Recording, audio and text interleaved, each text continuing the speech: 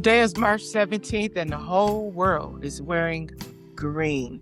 Talking about luck, you know how we do it over here. We go past the surface. I want to give you this truth and the real origins of the man behind the holiday. Let's get into the history. The captive. First things first, St. Patrick wasn't even Irish. He was born in Roman Britain around the late 300s.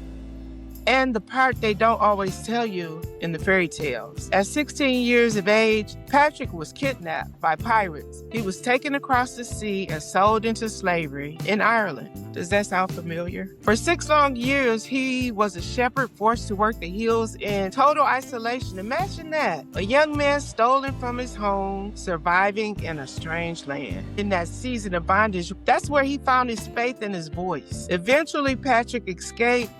He walked over 200 miles to the coast to find a ship, and he found his way back to his family in Britain. He was free, but here is the unfiltered twist. He didn't just stay away. After becoming a priest, he had a vision of his Irish people calling out to him. He chose to return to that very land. Slang of foil much air day, the winds of air call. Safe travels, Patrick. Where he was once enslaved. He didn't go back for revenge. He went back to lead a spiritual revolution, converting the country to Christianity and changing their culture forever. The shamrock erasure. Now we see the shamrock everywhere today, on shirts, on posters, on hats. And the story goes that Patrick used this little 3-leaf explanation of the Trinity, the Father, Son, and the Holy Spirit. 1 stem. 3 leaves. It sounds like a simple, beautiful teaching tool, but as someone who studies, I look at that through a different lens. The truth on erasure.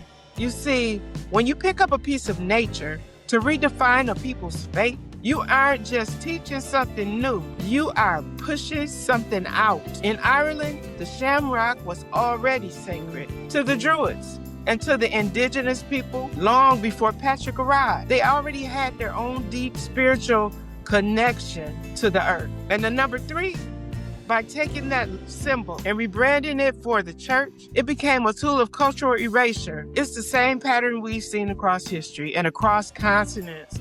Whether the tradition of the Celts or our own ancient customs in Africa or across the diaspora, the indigenous, the process is still the same. Take the local symbols, rename them, and use them to quietly eradicate the original beliefs of the people. Here's your unfiltered takeaway. So when I look at the shamrock, I don't see a lucky symbol. I see a reminder of how our indigenous past, our ancestral wisdom, get paved over by mainstream narratives. We have to be intentional about holding on to our roots, because if we don't tell our own stories, someone else will pick up a leaf and tell it for us. Don't let the greenwashing make you forget the roots. The snake, I can't leave that out. Now let's talk about the snakes. We've all heard the legend that Patrick drove the snakes out of Ireland. But let's look at the science. There were never any snakes in Ireland to begin with. After the last ice age in Ireland was surrounded by frigid, icy water. Snakes are cold-blooded creatures. They couldn't even survive the climate. So what were the snakes?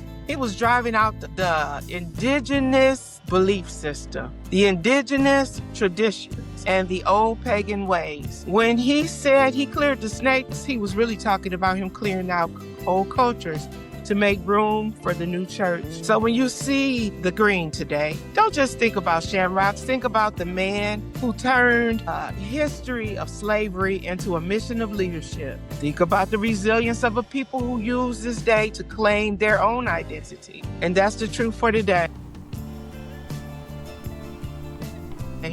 May the wind always be at your back. May the sun shine warm upon your face and the rains fall soft upon your fields. Until we meet again, may you be held in the palm of a higher hand. Continue seeking the truth and stay authentic. I'll catch you on the next one. Peace. Ooh, yeah. So many prayers came into fruition, all the blessings, a divine expedition. Anything I asked for from the heart came through. With breakneck speed, it's all because of you. Grateful for this connection, no one can take away. I'm healed, I'm loved, I'm happy, and I'm home to stay. I know I'm loved, I know I'm God's favorite. Oh, I'm loved and I'm God's favorite.